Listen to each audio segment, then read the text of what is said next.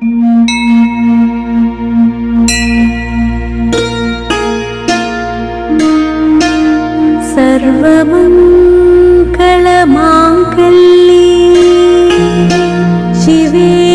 सर्वार्थसाधिके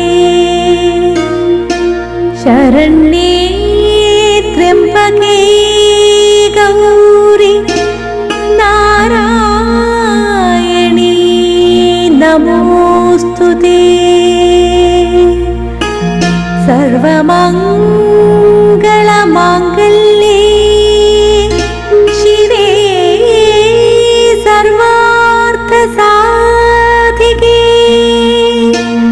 शरण्ये त्र्यम्बके गौरी नारायणी नमोस्तुते। नारायणी नमोस्तुते।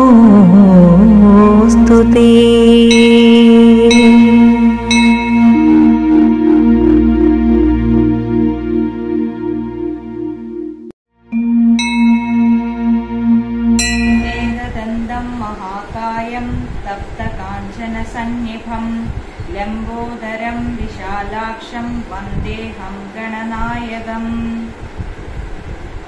गुरुर्ब्रह्मा गुरुर्विष्णु गुरुर्देवो महेश्वरा गुरुः साक्षात् परं ब्रह्म तस्मै श्रीगुरवे नमः। सर्वमङ्गलमङ्गल्ये शिवे सर्वार्थसाधिके शरण्ये त्र्यम्बके गौरी नारायणी नमोस्तुते। खड्गं चक्रगदेषु चापरिखान् शूलं शुण्डीं चिरं शङ्खं सन्दधतीं करैस्त्रिनयनां सर्वाङ्गभूषावृतां नीलाश्मद्युतिमास्य पाददशकां सेवे महाकालिकां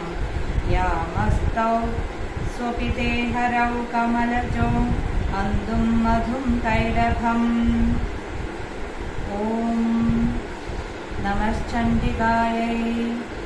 श्रीदेवी महात्म्यं प्रथमचरितं प्रथमोऽध्यायः।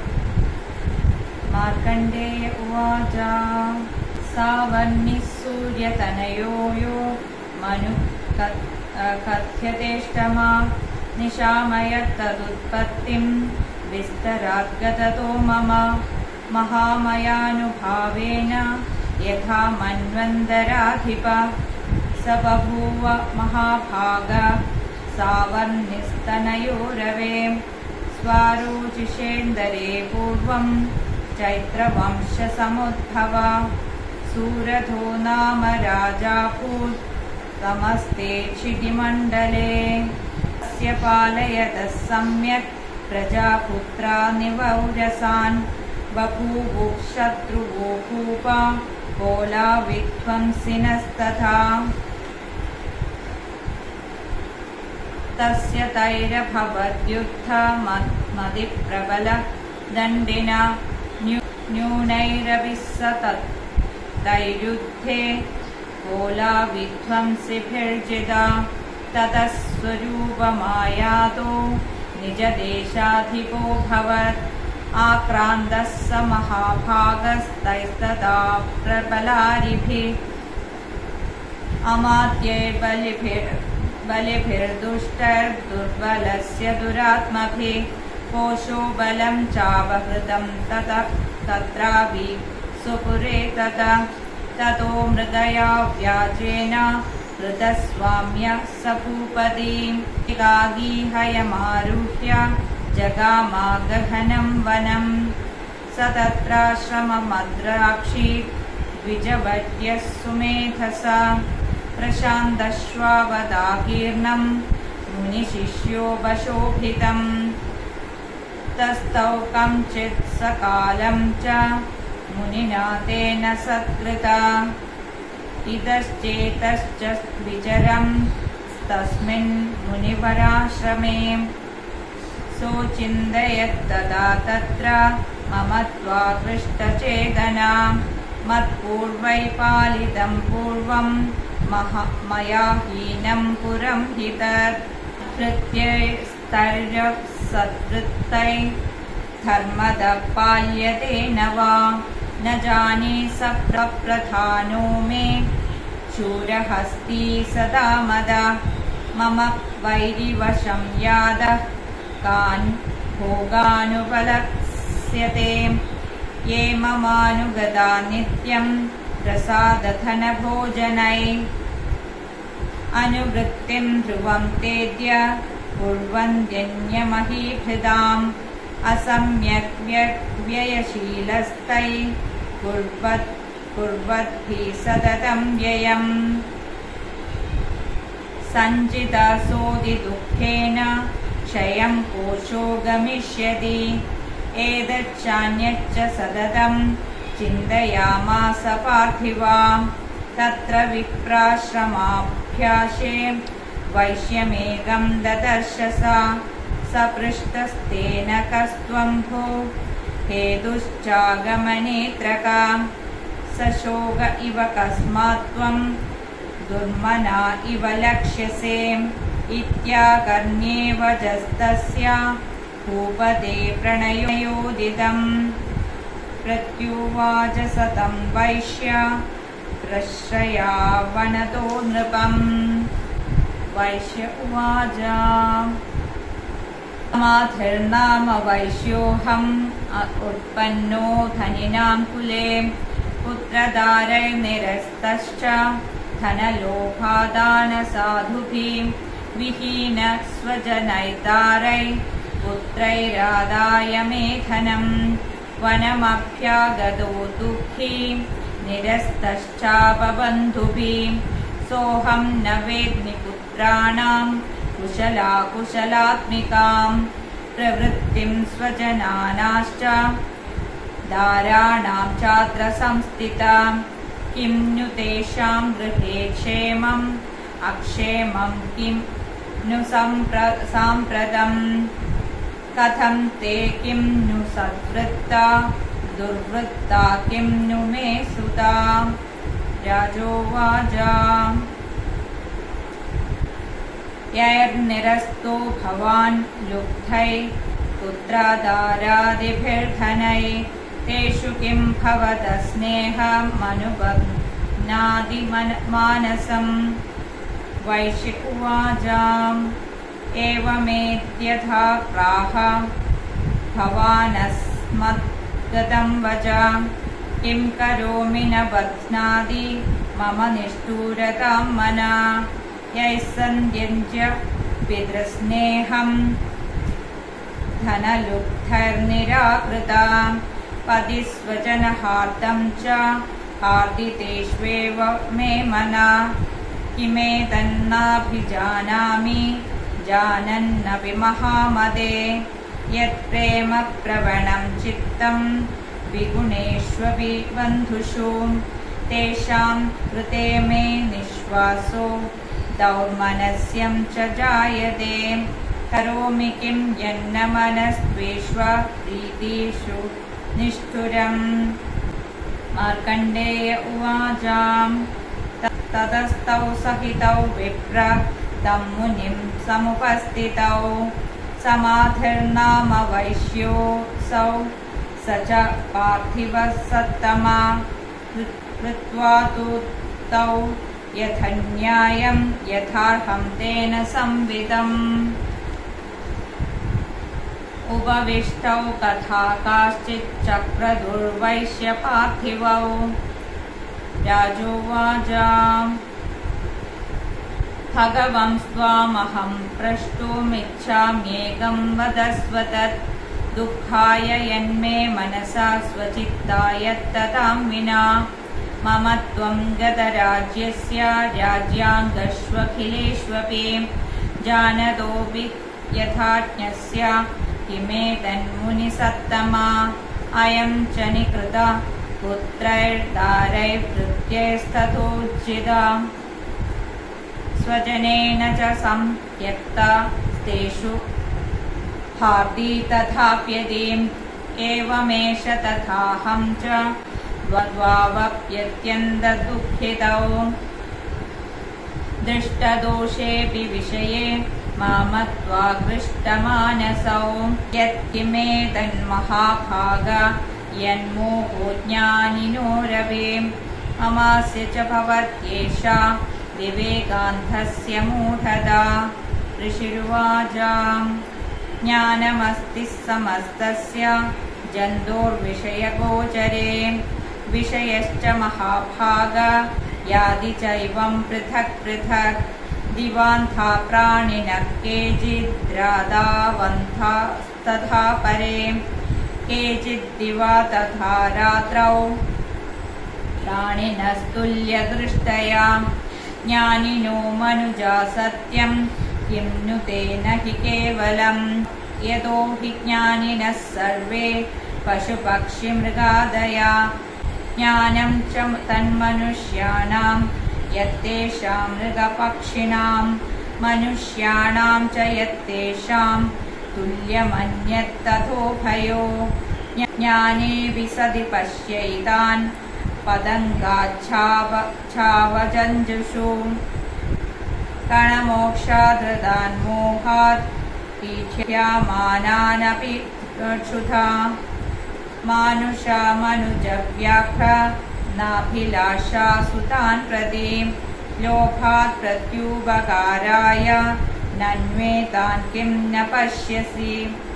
तथापि ममतावर्ते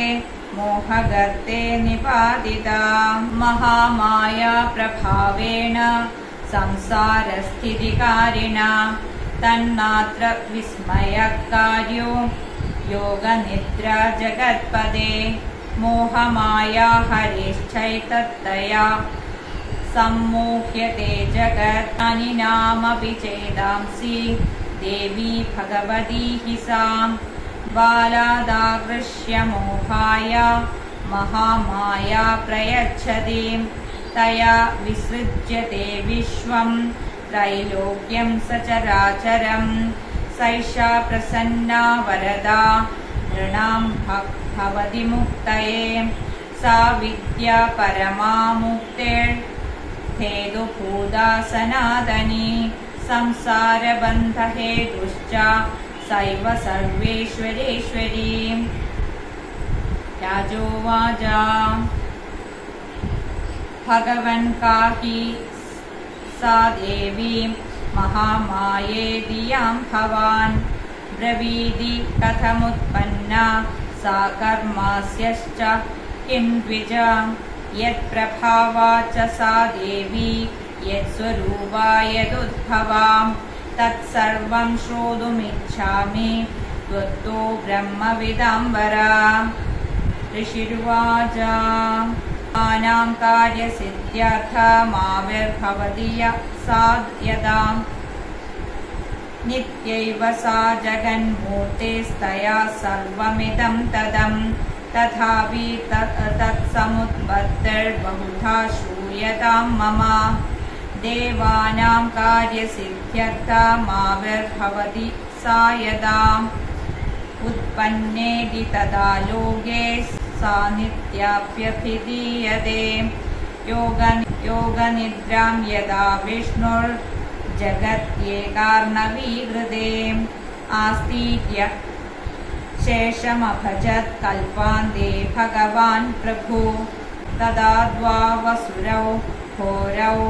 विख्यातौ मधुकैडभौ विष्णुं कर्णमलोद्भूतौ हन्तुं ब्रह्माणमुद्यतौ सनाभिकमले विष्णो स्थितो ब्रह्मा प्रजापति दृष्ट्वा तावसुरौ शोभ्रौ प्रसुप्तं च जनार्दनं तुष्टावयोगनिद्रां तामेकाग्रहृदयस्थितां विबोधनार्थाय हरेर्हरे नेत्रहृदालयाम् विश्वेश्वरीं जगद्धात्रीं स्थितिसंहारकारिणीम् निद्रां भगवतीं विष्णोरतुलां तेजसः प्रभु ब्रह्मोवाच त्वं स्वाहा त्वं स्वधा त्वं हि वषट्कारस्वरात्मिका सुधा त्वमक्षरे नित्ये त्रिधा मात्रात्मिका स्थिता अर्धमात्रा स्थिता नित्या यानुच्चार्या विशेषता त्वमेव सा त्वं सावित्री त्वं देवी जननी परा त्वय्यैतद्धार्यते विश्वं त्वय्यैतत्सृज्यते जगत् त्वय्यैतत्पाल्यते देवी त्वमत्स्यन्ते च सर्वदा विसृष्टौ सृष्टिरूपा त्वं स्थितिरूपा च पालने तथा संहृतिरूपान्ते जगतोऽस्य जगन्मये महाविद्या महामाया महामेधा महास्मृति महामोहा च भवति महादेवी महासुरी प्रकृतिस्त्वं हि सर्वस्य गुणत्रयविभाविनी कालरात्रिर्महारात्रि महोरात्रिश्च दारुणा त्वं श्रीस्त्वमीश्वरी त्वं ह्रीं त्वं बुद्धिर्बोधलक्षणा लज्जा पुष्टिस्तथा तुष्टिस्त्वं शान्तिश्चान्तिरेव च खड्गिनी शूलिनी घोरा यदिनी चक्रिणी तथा शङ्खिनी चाबिनी बाणा भूषुण्डी परिखायुधा सौम्या सौम्यतरा शेषा सौम्येभ्यस्त्वती सुन्दरी परापराणां परमा त्वमेव परमेश्वरी यच्च किञ्चित् क्वचित् वस्तु सदसद्वाखिलात्मिके तस्य सर्वस्य या शक्ति सा त्वं किं स्तूयसे तदा यया त्वया जगत् सृष्टा जगत्पादाद्यो जगत् सोऽपि निद्रावशं नीद कस्त्वां स्तोतुमिहेश्वरा विष्णुशरीरग्रहणमहमीशान एव च कारितास्ते यतोतस्त्वां कस्तोतुं शक्तिमान् भवेत् सा त्वमित्थं प्रभावै स्वैरुद्धारैर्देवि संस्तुता मोहयैतौ दुराधर्षा वसुरौ मधुकैडभौ प्रबोधञ्च जगत्स्वामी नीयतामच्युतो लघु बोधश्चक्रयतामस्य हन्तुमेतौ महासुरौ ऋषिरुवाजाम् एवं स्तुता तदा देवी तामसी तत्र वेधसा विष्णो प्रबोधनार्थाय निहन्तुं मधुकैडभौ नेत्रास्य नासिका बाहु हृदयेभ्यस्तथोरसा निर्गम्य दर्शने तस्थौ ब्रह्मणो व्यक्तजन्मना उत्तस्थौ च जगन्नाथस्तया मुक्तो जनार्दना अर्णवे हि शयनात् तत्स ददृशे च तौ मधुकैडभौ दुरात्मानावधिवीर्य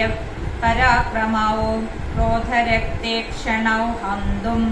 ब्रह्माणं जनितोद्यमौ समुत्थाय तदस्ताभ्यां युयुधे भगवान् हरि पञ्चवर्षसहस्राणि बाहुप्रहरणो विभु तावप्यदि बलोन्मत्तौ महामाया विमोहितौ उक्तवन्तौ वरोस्मत्तो प्रीयतामिति केशवं श्रीभगवानुवाच भवेदामद्य मे तुष्टौ मम वध्यावुभावपि किमन्येन वरेणात्र एतावद्धि वृतं मया ऋषिरुवाचां वञ्चिताभ्यामिति तदा मापोमयं जगत् विलोक्य ताभ्यां जगदितो भगवान् कमलेक्षणा आवां जहिन यत्रोर्वि सलिलेन परिप्लुता ऋषिरुवाचां तथेत्युक्त्वा भगवता शङ्खचक्रगदाभृतां कृत्वा चक्रेण वैच्छिन्ने जघने शिरसि तयोः एवमेषा समुत्पन्ना ब्रह्मणा संस्तुता स्वयं भावमस्या देव्यास्तु भूय शृणु वदामि ते। ऐं ॐ इति श्रीमार्कण्डेयपुराणे सावर्णिके मन्वन्तरे देवी माहात्म्ये मधुकैटभवधवर्णनं नाम प्रथमोऽध्यायः।